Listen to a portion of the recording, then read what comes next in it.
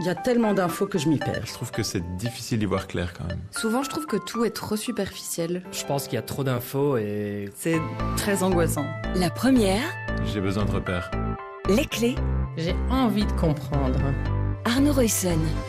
Bonjour à toutes, bonjour à tous et bienvenue dans Les Clés pour un épisode où nous allons revenir sur l'héritage du pape François pour l'Église catholique. Jusqu'à quel point ce pape argentin a-t-il transformé l'Église, l'institution elle-même, mais aussi peut-être son message spirituel et sociétal. Ce pontificat va-t-il marquer un tournant pour l'Église, un tournant qui survivra au pape François ?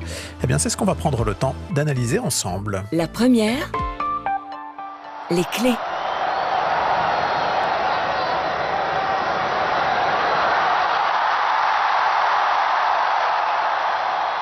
Annuncio vobis gaudium magnum. Habemus papam. Nous sommes le 13 mars 2013, sur la place Saint-Pierre à Rome, et il est 20h12 quand le cardinal Jean-Louis Torrent annonce en latin la nouvelle que des milliers de fidèles rassemblés attendent.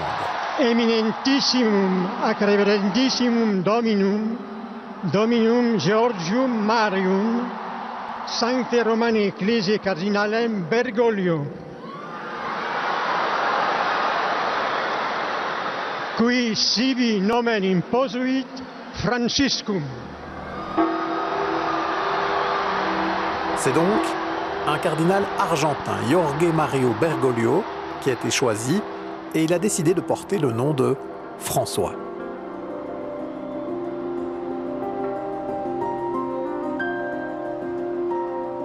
Et tout de suite, ce pape nouveau, âgé déjà de 76 ans au moment de son élection, va vouloir imprimer une marque forte. Il se présente tout de blanc vêtu, et dans un style très simple et presque décontracté, il prend la parole en italien. Voi sapete che il dovere del conclave. Vous savez que la mission du conclave est de donner un nouvel évêque à Rome. Sembra che Et il semble que mes frères cardinaux soient allés le chercher quasiment au bout du monde. Ma siamo qui.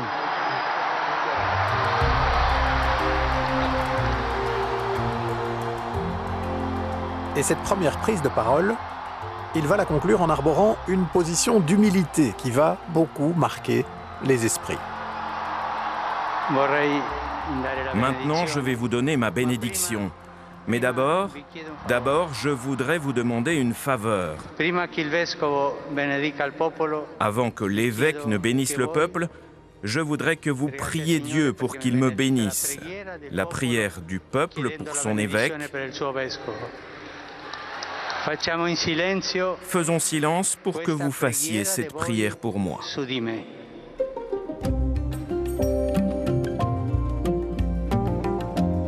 Et dans les premiers mois de son pontificat, François va poursuivre sur cette voie, refusant d'occuper les luxueux appartements pontificaux pour rester dans une petite suite de 3 pièces à la résidence Sainte-Marthe. Il va aussi surprendre par sa première visite hors de Rome, puisqu'il choisit Lampedusa, cette petite île entre la Sicile et la Tunisie, où arrivent des milliers de migrants et au large de laquelle plusieurs bateaux se sont échoués. Dans une homélie qui fera date, il dénonce notre indifférence au sort des migrants qui meurent en Méditerranée. La culture du bien-être qui nous fait penser à nous, nous rend insensibles aux cris d'autrui. Cela aboutit à la mondialisation de l'indifférence.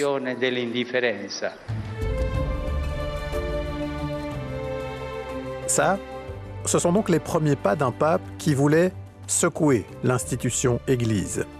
Mais jusqu'à quel point y est-il parvenu ? A-t-il vraiment transformé l'Église ? Quel héritage lègue-t-il ? Y aura-t-il un avant et un après le pape François ? Eh bien, c'est ce que nous allons prendre le temps d'explorer à présent. Et avec nous pour cela, il y a tout d'abord Myriam Tonus. Bonjour. Bonjour. Merci d'être avec nous. Vous êtes théologienne, laïque dominicaine. Et j'ai envie de commencer par ça, par cette posture d'humilité d'un pape auprès des fidèles, mais surtout auprès des plus faibles, des pauvres, des migrants, des prisonniers. Est-ce que c'était de la communication, ça, un changement de visage, ou bien est-ce qu'il y avait, au travers de cela, une vraie volonté de changer un peu le centre de gravité de l'Église ? Je pense que d'une manière comme d'une autre, ce n'était pas, il n'y avait pas d'intention politique au sens large. Je pense que la personne de François était comme cela. Venant d'Amérique latine, ça peut quand même se comprendre. Et d'ailleurs, il a eu au cours de son pontificat d'autres moments. Je pense à la réconciliation avec les théologiens de la Libération. Il a quand même été celui qui a dénoué cela. Et donc, qu'il se soit présenté dans une posture tout à fait inhabituelle. Je pense que c'est effectivement la toute première fois qu'un pape se présente ainsi. C'était effectivement marqué un changement assez radical, dans le rite en tout cas. Et par la suite, on peut dire qu'effectivement, alors le fait d'aller habiter Sainte-Marthe, qui n'est quand même pas une abbaye très austère, il faut reconnaître.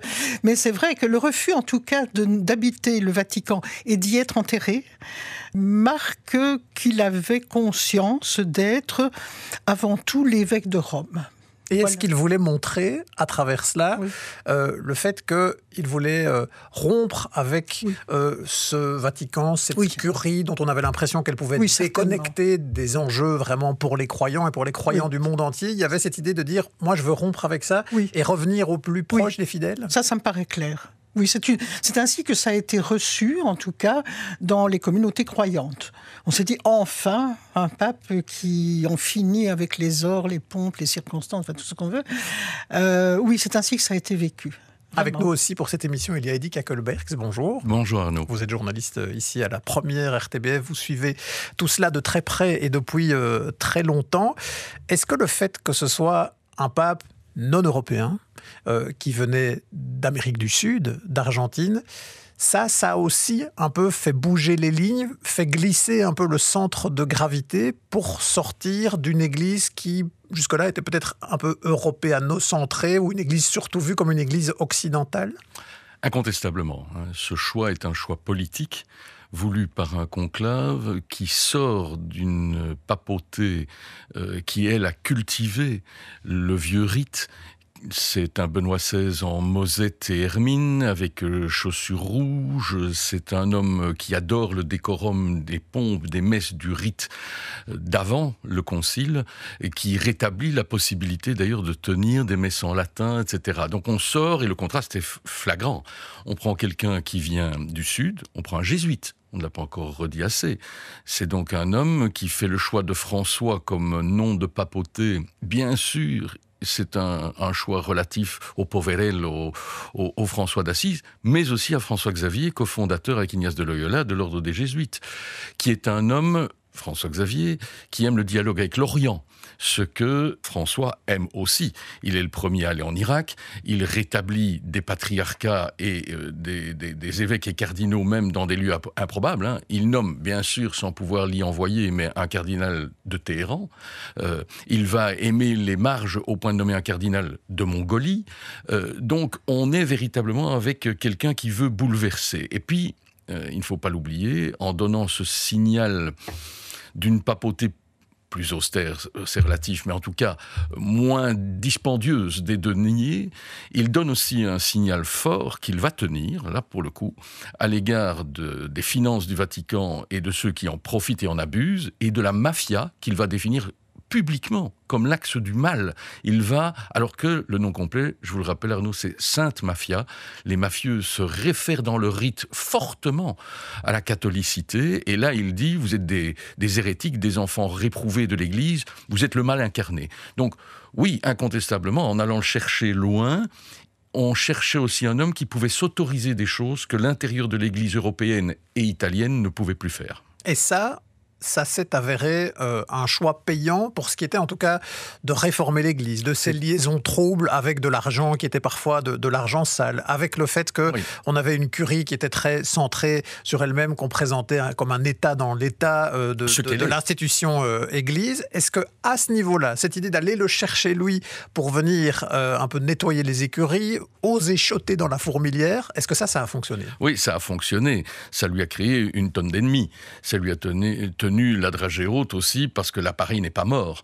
Mais incontestablement, il a offert au monde le visage des coupables. Lorsqu'effectivement, il fait les remontrances au bout d'un an, la première année, il fait un discours d'une clarté cache en dénonçant toutes les incuries de la curie et en leur disant « nous sommes », il s'y inclut. Mais enfin, bon, c'est en gros, vous êtes, et il énonce 15 travers magistraux de la curie. Je peux vous assurer, j'ai été revoir les images, les têtes s'allongent, la grogne est visible, donc il a effectivement tenu ce pari-là. Alors, est-ce qu'il sera pérenne ce pari? Parce que je constate que certains nombres de ceux qu'il a dénoncés, contribué à déstabiliser, voire parfois démis, ou pas renommés aux fonctions, occupent quand même encore des palais épiscopaux, Vatican, très vastes. Je pense à un ancien secrétaire d'État du précédent pontificat.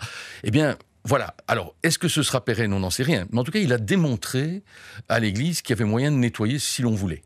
Donc il a nettoyé, et il l'a fait parfois avec des mots très durs, très forts. Myriam Tonus, d'ailleurs, il y avait ce côté contrasté du pape qui peut apparaître comme un grand-père un peu bonhomme, tel qu'on l'a décrit justement dans sa première prise de parole sur la place Saint-Pierre, et puis capable de mots extrêmement durs, ici sur la curie, plus tard aussi sur d'autres enjeux comme l'IVG, on va y revenir un peu plus tard dans cette émission. Mais donc, il y a un peu ces deux visages du pape, à la fois affable avec les fidèles, mais étant un politique très dur, très autoritaire même parfois. Tout à fait. Tout à fait. Vous savez, je pense que tous les êtres humains ont pour première caractéristique d'être paradoxaux. Et donc François n'y échappait pas. Mais je pense qu'en termes d'efficacité et d'impact sur le public, il est clair que cet aspect de nettoyer l'écurie, d'avoir un style beaucoup plus simple. On dit aussi qu'il se déplaçait simplement en Fiat 500 avec un chauffeur, mais c'était finalement revenir à des figures chéries par le grand public. Le peuple a toujours préféré les personnes qui, à l'image de Saint François, font ce qu'ils annoncent. Et dans la mesure où le message chrétien n'est certainement pas de promouvoir les richesses, l'écrasement, l'injustice, etc., enfin, même si d'autres papes s'y sont essayés avant, il ne faut pas non plus être ingrat vis-à-vis de ses prédécesseurs, mais lui a véritablement là marqué quelque chose de radicalement neuf. Maintenant, est-ce que ça va perdurer? Alors là, c'est absolument impossible pour moi à imaginer, je ne sais pas. On ne sait pas le dire encore aujourd'hui. Il y a un autre élément qui a vraiment marqué les esprits aussi durant ce pontificat de François. C'est une encyclique en particulier, l'encyclique Laudato Si, qui lui a valu d'être présentée comme un pape écolo, en tout cas soucieux d'écologie. Je propose qu'on s'y penche quelques instants en compagnie de Sarah Pousset pour commenter ensuite. Laudato Si est une encyclique, c'est-à-dire une lettre que le pape adresse à l'Église catholique. Ce n'est pas la première fois qu'un texte clérical parle d'écologie, mais la différence ici, c'est que le pape François encourage l'Église catholique à passer à l'action pour préserver ce qu'il appelle la maison commune, c'est-à-dire notre terre. Dans son texte d'un peu plus de 180 pages, le pape commence d'abord par lister les problèmes environnementaux auxquels nous sommes confrontés. Il soutient aussi le consensus scientifique très solide sur le changement climatique. Plus globalement, il dénonce plusieurs comportements et dérèglements sociaux qui ont un impact sur l'environnement, mais aussi sur les conditions de vie des humains. Il critique ainsi le consumérisme et les dérives technocratiques de notre société. Son message est assez clair. Nous avons avons assez discuté sur le sujet, il est désormais temps d'agir. Et pour cela, le pape a une vision intégrale de l'écologie. Il appelle à écouter à la fois la clameur de la terre, mais aussi celle des pauvres. Pour lui, tout est lié. Il faut donc tout englober dans notre réponse, c'est-à-dire l'environnement, oui, mais aussi l'économie, le social, l'éducation, la culture et bien sûr pour le pape, la spiritualité.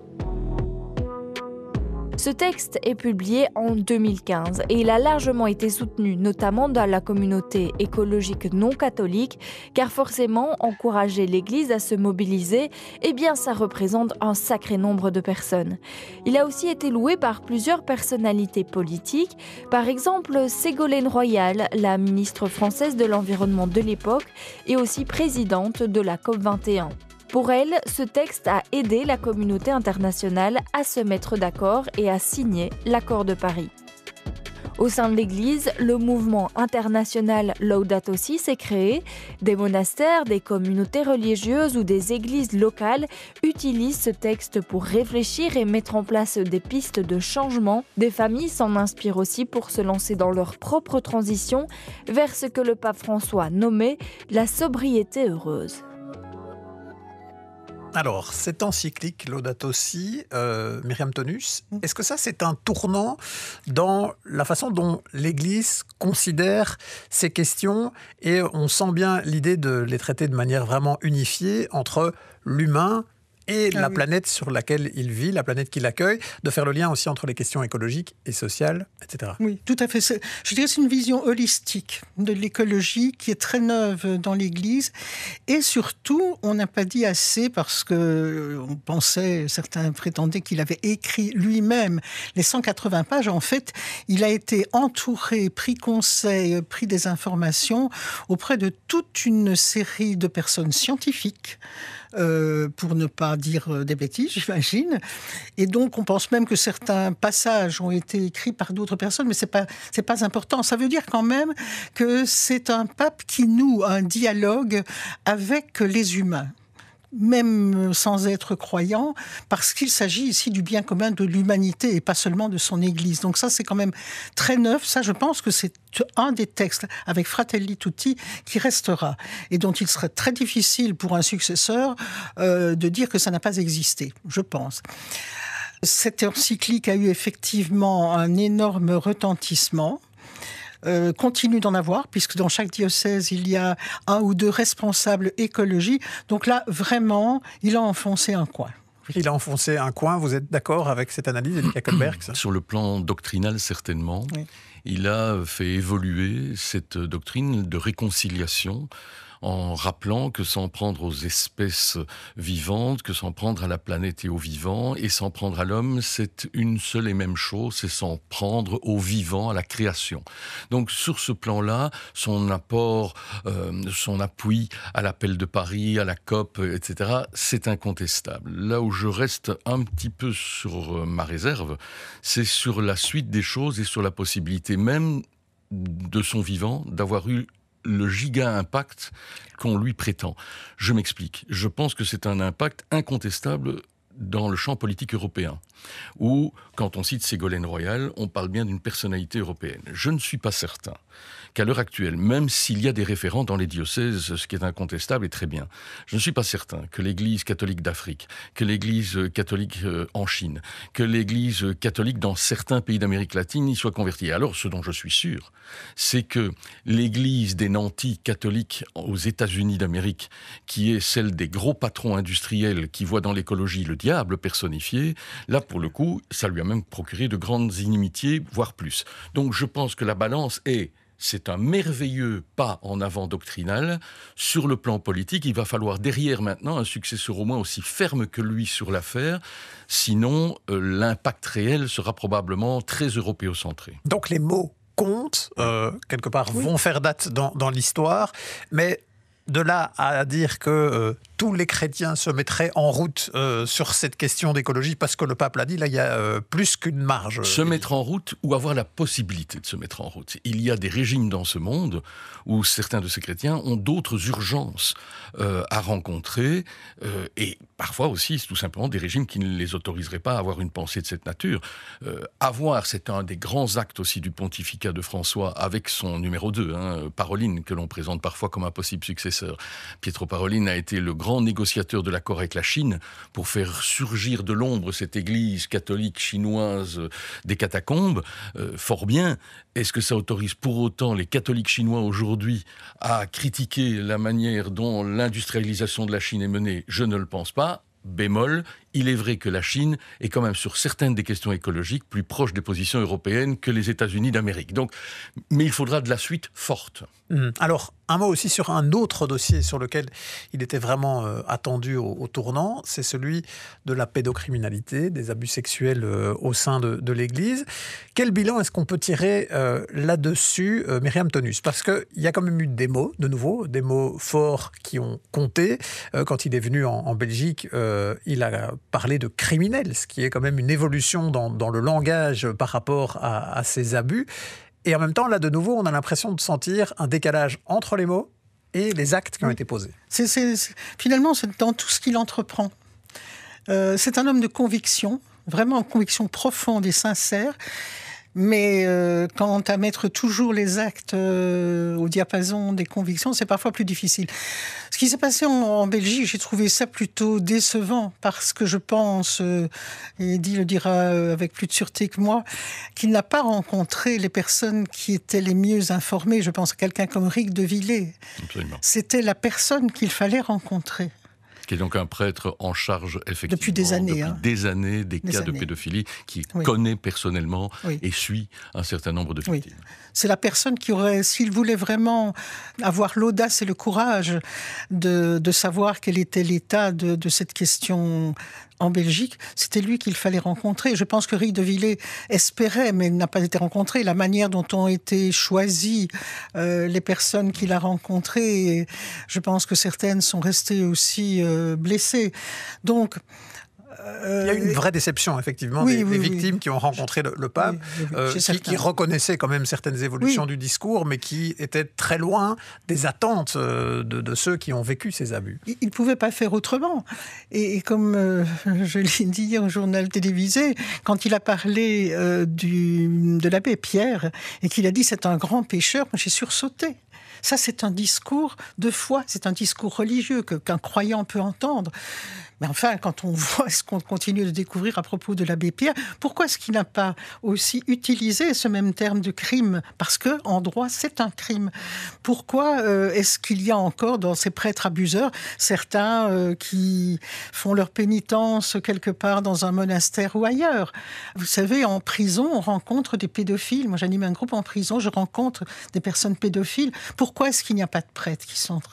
Je suis désolée, la loi, elle est faite pour tout le monde. Pourquoi est-ce qu'il n'y a pas de prêtres en prison? C'est ça que vous nous dites. Mais pas parce qu'ils sont prêtres, mais simplement parce que ce sont des citoyens qui ont enfreint gravement la loi. Eddy Kakelbergs, pourquoi justement? C'est la question. Qu'est-ce qui l'a retenu là-dedans? Puisqu'on sentait quand même une volonté de dénoncer, ça c'était assez clair. Mais pourquoi est-ce qu'il n'a pas été au bout? Je pense qu'il y a 3 facteurs qu'on peut relever. Ce n'est sans doute pas exhaustif et ils ne sont probablement pas tous à mettre sur un même pied. Mais quand même, il y a d'abord l'entourage. Et je le lirai à l'autre point, c'est l'âge. François est à la fois un homme d'une formation dans les années 50-70. Je vous rappelle, il est né en 1936. Donc c'est un homme qui s'est formé, dont la pensée s'est formée au tournant des années 50-70, où ces questions de pédophilie étaient des questions secrètes. Même quand on savait, on se taisait, c'était mis sous le tapis. On ne peut pas exclure qu'il en reste quelque chose dans la gêne, dans la façon d'aborder. Il a lui-même d'ailleurs été accusé, à un moment donné, d'avoir mis sous le tapis un certain nombre de faits lorsqu'il était le responsable de l'Église d'Argentine, et on lui a reproché de ne pas avoir pris des sanctions sévères à l'égard, effectivement, d'un certain nombre de prêtres coupables. Donc, je présume que ça ça l'a en partie handicapé. Il y a surtout l'âge qu'il avait maintenant, ces dernières années, et notamment lors du voyage en Belgique. Ce n'est plus l'homme, c'était l'homme malade, ce n'est plus l'homme qui pouvait taper du poing sur la table et avoir les grandes colères qu'on lui connaissait. Et là, je pense que de ce fait-là, un certain entourage, et j'y inclus le nonce apostolique ici en Belgique, ô combien dénoncé par les évêques belges qui ne se taisent plus depuis quelques semaines, qui ont probablement forcé la main, qui ont probablement organisé des visites en écartant volontairement certaines personnes, plus que ce que le pape n'aurait sans doute souhaité lui-même. Mais je pense que ça soulève le dernier point. Faut-il véritablement, comme l'a fait Jean-Paul II, comme l'aura fait François, que des papes aillent jusqu'au bout de leur force dans l'exercice de leurs fonctions, alors que toute l'énergie qui est demandée pour ramer à contre-courant dans l'institution elle-même supposerait qu'ils soient en excellente santé.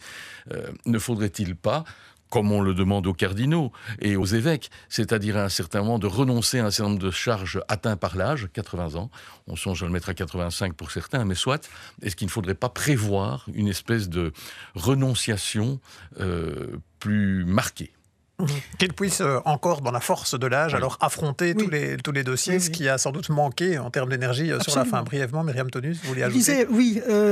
Benoît XVI, qui a été un pape soit ignoré, soit très controversé, je dis qu'il a quand même laissé quelque chose de prophétique, il a démissionné.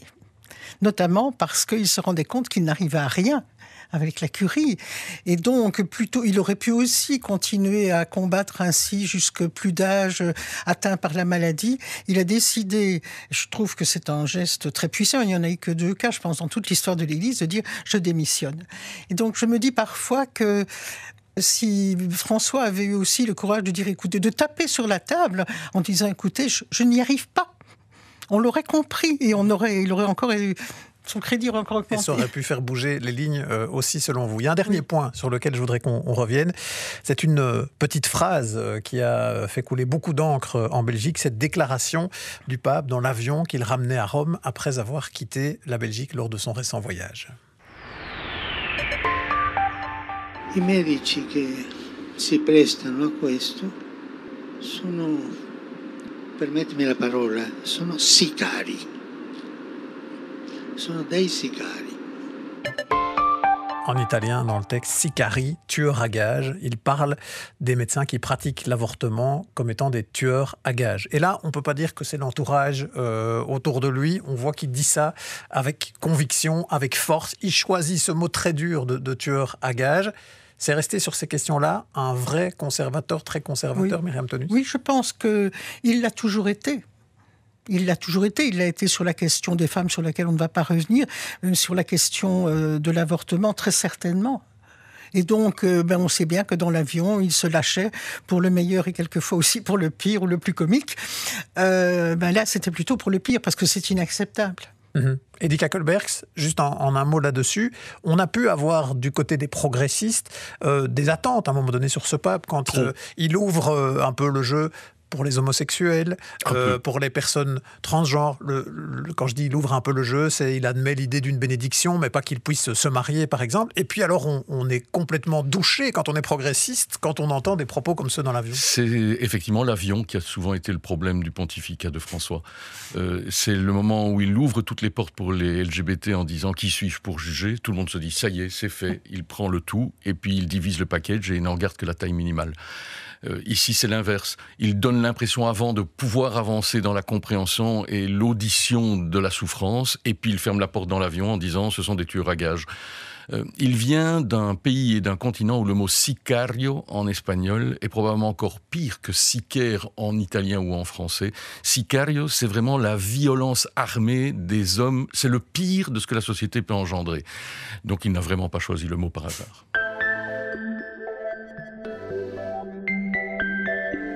Et ça aussi, c'est donc l'héritage du pape François, des mots qui ont d'ailleurs fortement marqué en Belgique, y compris chez beaucoup de catholiques choqués par ces propos du souverain pontife.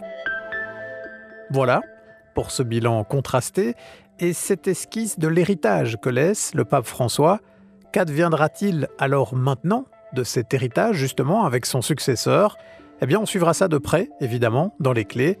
Merci à Myriam Tonus et à Eddy Kakelbergs pour leurs éclairages précieux. Merci à Laurent Nélissen pour la réalisation sonore de cet épisode. À la préparation, Sarah Pousset et Arnaud Reussen. Si vous souhaitez nous adresser un message ou nous suggérer des idées pour des émissions futures, une adresse, lesclés@rtbf.be.